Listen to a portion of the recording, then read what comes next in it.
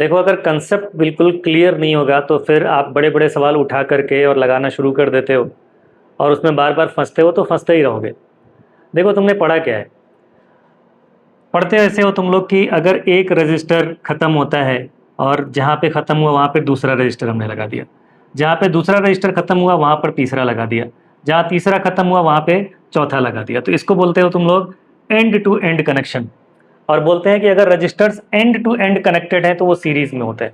ये एक simple concept. और गलती कहाँ पे करते हो? यही चीज़ उठा करके यहाँ पर लगा देते हो और बोलते हो यहाँ पर भी तो वही हो रहा है कि एक रजिस्टर खत्म हुआ दूसरा स्टार्ट हुआ, दूसरा खत्म हुआ तीसरा स्टार्ट हुआ, तीसरा खत्म हुआ चौथा स्टार्ट हुआ, चौथा खत्म हुआ पांचवा, पांचवें के बाद छठवां, छठवें के बाद सातवां।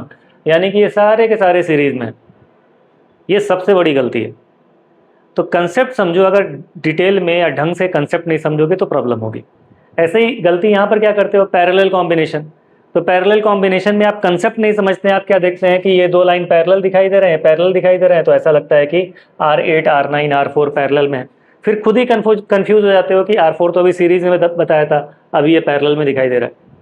तो चलो समझते हैं कि सीरीज कैसे पहचाना जाए। क्या देखने से सीरीज पहचान सकते हैं या उसका कोई कंसेप्ट होता है? पैरेलल कैसे पहचाना जाए?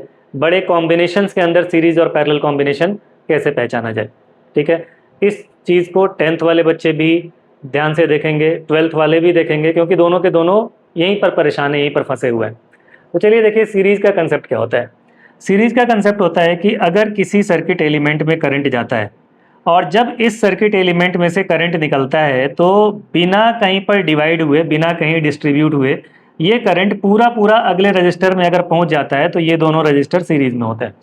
ठीक है, फिर ये R2 में से यही करंट जब बाहर निकलता है और R2 में से निकलने के बाद ये जो इन दोनों का ज्वाइंट है, यहाँ पर बिना डिवाइड हुए, बिना डिस्ट्रीब्यूट हुए अगर करंट अगले रजिस्टर में पहुंच जाता है तो ये अगला रजिस्टर भी पिछले वाले के साथ सीरीज में हो जाता है। ऐसे ही R3 में से निकलने वाला करंट बिना डिवाइड, बिना डिस्ट्रीब्यूट हुए अगर R4 में पूरा पूरा पहुंच गया तो R3 और R4 ये दोनों के दोनों सीरीज में कनेक्टेड माने जाते हैं। ठीक है, अब यहाँ पे प्रॉब्लम क्या है कि अगर मैंने यहाँ पे करंट फ्लो कराया तो ये करंट जब R1 में से निकलेगा, R1 में से निकलने के बाद से इस जंक्शन पे पहुंचेगा और इस जंक्शन पर जाने के बाद इसके पास दो रास्ते हैं, इसमें से कुछ करंट नीचे चला जाता है और कुछ करंट आगे चला जाता है। अब यहाँ से R1 से निकलने वाला पूरा पूरा करंट R2 में नहीं गया, इसलिए R1 और R2 दोनों सीरीज में नहीं है।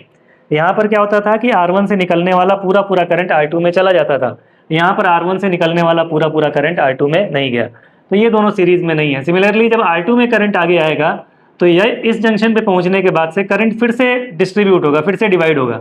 यहाँ से जो करंट निकलेगा उसमें से कुछ हिस्सा तो इधर जाएगा और कुछ हिस्सा R3 में जाएगा। अब यहाँ से निकलने वाला पूरा पूरा करंट R3 में नहीं गया, इसलिए R2 और R3 ये दोनों भी सीरीज में नहीं है। लेकिन जब R3 में से करंट निकलेगा तो R3 में से निकलने के बाद पूरा पूरा करंट बिना डिवाइड हुए R4 में चला जाएगा। इसका मतलब R3 और R4 दोनों सीरीज में है। यहाँ पर जंक्शन पे कोई रास्ता ही नहीं है, कोई पाथ ही नहीं है जहाँ पर करंट जा सके, तो मजबूरी है कि R3 से निकलने के बाद पूरा करंट R4 में जाए। ऐसे ही जब R4 में से करंट निकलेगा तो R4 में से निकलने के बाद पूरा पूरा करंट R5 के अंदर चला जाएगा, इसलिए R4 और R5 भी सीरीज में है। फिर यहाँ पर आओगे तो फिर डिस्ट्रीब्यूट हो रहा होगा, यहाँ भी ये दोनों सीरीज में नहीं हो सकते, ऊपर से कुछ करंट आ रहा है, यहाँ भी ऊपर से कुछ करंट आ रहा है, कुछ इधर से आ रहा है, सेम करंट नहीं है, तो ये भी सीरीज में नहीं हो सकते। अच्छा, अगर R1 R2 सीरीज में नहीं है तो किस में है? तो तुरंत जवाब आता है पैरेलल में। तो ये भी ध्यान रखना है कि अगर सीरीज नहीं है तो पैरेलल, पैरेलल नहीं है तो सीरीज, ये भी बिल्कुल गलत कंसेप्ट है। ऐसा भी पॉसिबल है कि दो रजिस्टर ना तो सीरीज में हो ना ही पैरेलल में हो। सीरीज नहीं तो पैरेलल, पैरेलल नहीं तो सीरीज, ये गलत है। ठीक है, अब देखो पैरेलल किसे कहते हैं, पैरेलल कॉम्बिनेशन कैसे पहचाना जाएगा। तो पैरेलल में क्या होता है कि अगर एक पेयर ऑफ पॉइंट्स के बीच में, ये दो पॉइंट है ए और बी, इन दो पेयर ऑफ पॉइंट्स के बीच में ढेर सारे सर्किट एलिमेंट्स कनेक्टेड हो। सर्किट एलिमेंट्स में आपके रजिस्टर, कैपेसिटर, सेल, स्विच सब आ जाते हैं। तो एक गिवन पेयर ऑफ पॉइंट्स के बीच में जितने भी ये सर्किट एलिमेंट्स कनेक्टेड होते हैं, ये सब के सब क्या होते हैं? पैरेलल में कनेक्टेड होते हैं। हम ऐसे भी कह सकते हैं कि अगर कुछ रजिस्टर एक साइड से, मतलब उनका पहला जो टर्मिनल है, पहला एंड है, वो एक कॉमन पॉइंट पे कनेक्टेड हो और सबके दूसरे वाले एंड भी एक कॉमन पॉइंट पे कनेक्टेड हो, तो ये सारे के सारे किस में कहलाएंगे? पैरेलल में कहलाएंगे। आ रही बात समझ में? अब इसमें पैरेलल में कौन है? तो पैरेलल में इसमें कोई नहीं है। देखिए कैसे, R1 का एक सिरा यहाँ पे R8 से कनेक्टेड है, लेकिन दूसरा सिरा R1 का यहाँ पे है, R8 का दूसरा सिरा यहाँ पे है। एक तरफ से तो जुड़े हैं, दूसरे तरफ से नहीं। ऐसे ही R1 R2 देखो, R1 R2 एक तरफ से जुड़े हैं, दूसरे तरफ से नहीं जुड़े हैं। R2 R9 एक तरफ से जुड़े हैं, दूसरे तरफ से नहीं जुड़े हैं। R8 और R9 जो आपको पैरेलल में दिखाई देता है, ये तो बिल्कुल ही किसी तरफ से भी नहीं जुड़ा है। R8 का एक सिरा यहाँ, R9 का एक सिरा यहाँ, R8 का दूसरा सिरा यहाँ, R9 का दूसरा सिरा यहाँ पे, तो ये किसी भी तरफ से कनेक्टेड नहीं है, तो ये भी पैरेलल में नहीं है। तो करेंगे कैसे? तो जब हमें सर्किट का सवाल करना होता है तो सबसे पहले हमें ढूंढना होता है कि कुछ पेयर ऑफ पॉइंट्स हमको पेयर ऑफ रजिस्टर्स हमको या ग्रुप ऑफ रजिस्टर्स हमको सीरीज में या पैरेलल में दिखाई दे जाए। जैसे ही कोई ग्रुप हमको सीरीज में दिखाई देता है तो उसको सॉल्व कर लेते हैं, फिर अगला सर्किट बनाते हैं। या कुछ ग्रुप ऑफ रजिस्टर हमको पैरेलल में दिखाई देते हैं तो उनको सॉल्व कर लेते हैं, फिर अगला सर्किट बनाते हैं। चलिए कुछ एग्जाम्पल्स के जरिए इसको समझने की कोशिश करते हैं। देखो मैं यहाँ पे फॉर्मूला नहीं बता रहा हूँ, फॉर्मूला मैं ये मान के चल रहा हूँ कि सभी बच्चों को पता है। जो कन्फ्यूज़न है आपको, मैं कन्फ्यूज़न दूर करने की कोशिश कर रहा हूँ। फॉर्मूला सबको पता होगा कि जब सीरीज इक्विवेलेंट निकालते हैं तो जितने भी रजिस्टर सीरीज में होते हैं सबको ऐसे ऐड कर लिया जाता है सीधे, तो ये सीरीज इक्विवेलेंट का फॉर्मूला होता है। और पैरेलल इक्विवेलेंट का फॉर्मूला क्या होता है? 1/RP is equal to 1/R1 plus 1/R2 plus 1/R3 and so on. इसमें कुछ शॉर्टकट भी होते हैं, जैसे कई सारे रजिस्टर्स अगर बराबर बराबर रेजिस्टेंस के हैं और सब के सब पैरेलल में कनेक्टेड हैं तो जितने भी रहेंगे, अगर 3 बराबर हैं तो R/3, 4 बराबर हैं तो R/4, तो वो दूसरा टॉपिक है जिसमें हम लोग इक्विवेलेंट रेजिस्टेंस निकालना और इक्विवेलेंट रेजिस्टेंस का फॉर्मूला, उसका शॉर्टकट, ये सारी चीज़ें पढ़ते हैं, वो अलग चीज़ है। मैं सर्किट को सिंप्लीफाई कराने की कोशिश कर रहा हूँ। देखो मान लो यहाँ पर ये 4 ओम का रेजिस्टेंस है, ये 2 ओम का रेजिस्टेंस है, ये 3 ओम का रेजिस्टेंस है, ये 1 ओम का रेजिस्टेंस है। अब मुझे ए और बी के बीच में इक्विवेलेंट रेजिस्टेंस निकालना है। तो सबसे पहले मुझे करना क्या है? देखना है कि क्या इसमें कोई ऐसा ग्रुप है जो सीरीज में या पैरेलल में आपको दिखाई दे रहा हो। तो यहाँ पर 2 रेजिस्टेंस आपको दिखाई देंगे, ये दोनों सीरीज में है, इसके अलावा कोई भी सीरीज में या पैरेलल में नहीं है। तो जैसे ये 2 रजिस्टर आपको सीरीज में दिखाई दिए तो इन दोनों का इक्विवेलेंट निकाल लेते हैं। सीरीज इक्विवेलेंट का फॉर्मूला क्या होता है? R1 plus R2। तो 2 और 4 ये दोनों सीरीज में है, इनका इक्विवेलेंट कितना हो जाएगा? 4 + 2 = 6। इक्विवेलेंट का मतलब क्या होता है समझो। जैसे मान लो इक्विवेलेंट और इक्वल, ये दोनों पहले तो आपको अलग हैं, ठीक है? इक्विवेलेंट और इक्वल ये दोनों अलग हैं, एक नहीं है। इक्विवेलेंट का मतलब क्या है? एक एग्जांपल से समझो कि तुम में से कोई 4 बच्चे किसी एक कंपनी में काम करते हैं। अब कंपनी वाले को लगा कि ये चारों के चारों निकम्मे हैं, तो उन चारों को भगाया और उसके जगह पर एक को लेकर के आया जो उनके बराबर काम करता है, तो वो क्या कहलाएगा? इक्विवेलेंट कहलाएगा, इक्वल नहीं कहलाएगा, ठीक है? इक्विवेलेंट है। इक्वल क्या है? इक्वल 4 के इक्वल 4 ही हो सकते हैं।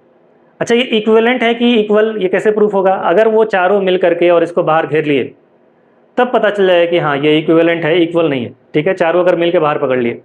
इसी तरह से देखो, अगर मान लो 4 निकम्मे थे तो 4 में से कम अगर 2-3 भाग गए, कभी किसी को कुछ काम पड़ गया, कोई बीमार हो गया, तो एक तो रहता था ना एक काम करने के लिए। इक्विवेलेंट की प्रॉब्लम क्या है? इक्विवेलेंट अगर खराब हो गया, अगर एक बंदे को काम पे रखा है और वो बंदा एब्सेंट तो काम बंद, ठीक है? तो ये प्रॉब्लम है। तो इक्विवेलेंट का मतलब क्या है कि इन दोनों को हटाना है और इनके जगह पर एक रजिस्टर लगाना है जो इनके बराबर काम करेगा।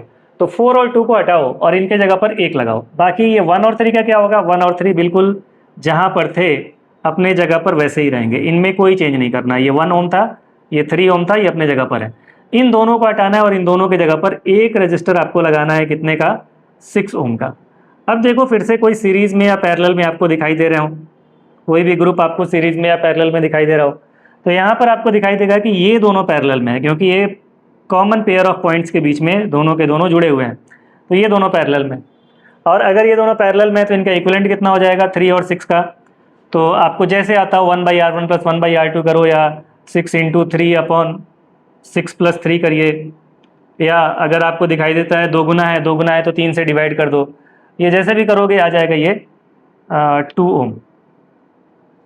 2 ओम आ गया। मतलब अब इक्विवेलेंट फिर से वही चीज़ कि इन दोनों का इक्विवेलेंट 2 आया है, मतलब इन दोनों को हटाना है और इनके जगह पर 1 लगाना है जो इनके बराबर काम करे। और कितने का लगाना है? इक्विवेलेंट 2 के बराबर।